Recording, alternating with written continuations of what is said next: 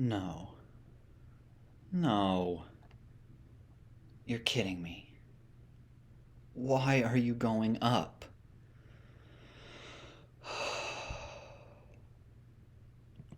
Computers these days are pretty fast, but they could be a bit faster. Luckily for us, a lot of work is being done in the field of quantum computing, which could end up revolutionizing what computers can achieve. A normal computer works using something called binary digits, or bits. A bit of information is kind of like a little light switch inside your computer. It can be either on or off, which we call a 1 or a 0. Without getting into the details, deep down inside your device, the computer is looking at an electric field. In specific places where electricity is flowing, the computer reads a 1. In other places where electricity isn't flowing, the computer reads a 0. We call this binary because there's only two options. You either have electrical current in a specific location or you don't.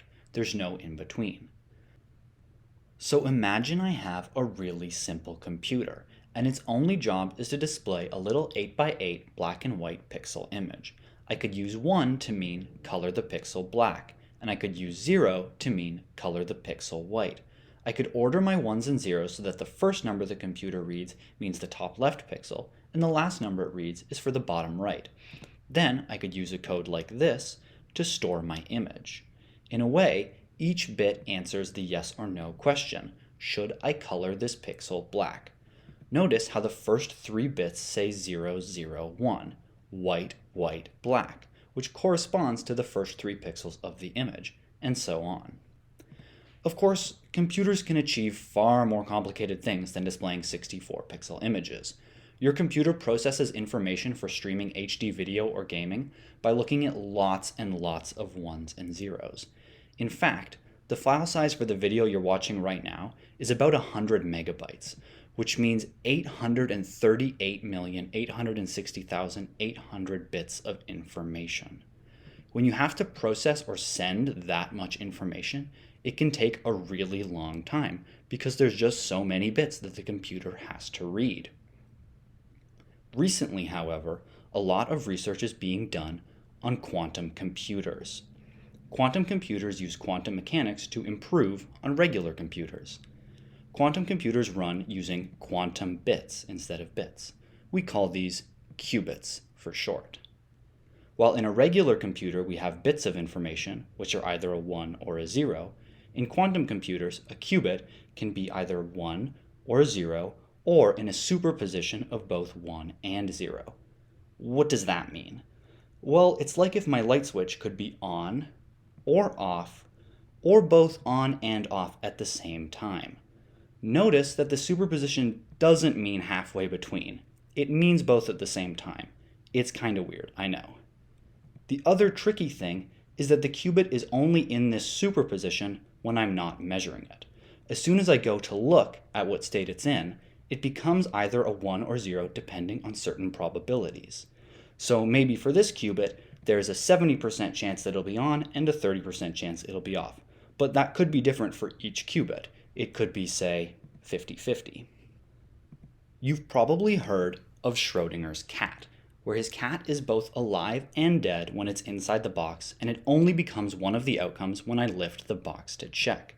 This is the same principle for my qubits. With qubits, you can also take advantage of quantum entanglement. That's when two particles in a superposition of states have measurements that are dependent on each other. So imagine I have two separate qubits, and each of them is in a superposition of both 1 and 0. If they are quantumly entangled, I can measure this qubit over here on the left and see that it's a 0. Without even having to look at the other qubit, I now know that it will also be a 0. Even though I don't get to see it, the measurements are related. So, qubits can exist in a superposition of states and share quantum entanglement with other qubits. Because they can do things that normal bits can't do, we can use qubits to store information more efficiently. In fact, using something called super dense coding, qubits can be 2 times more efficient at storing information than bits.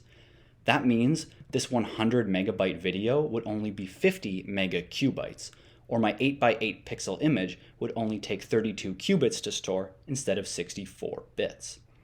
Because of this, quantum computers should be much faster and more efficient than regular computers, and we don't even know the limits of how much faster they could be. In addition, quantum entanglement could be used to make computers more secure, since it acts like a secret code that only your computer knows. Someone else whose computer isn't quantumly entangled with your computer may never be able to break in and steal your data. In reality, quantum computers are really challenging to build because it is hard to fit a lot of qubits into one computer with our current technology.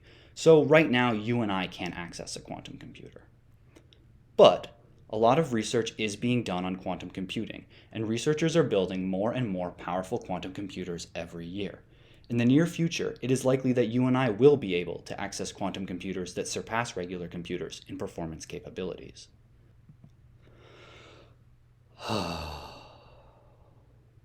Thank goodness.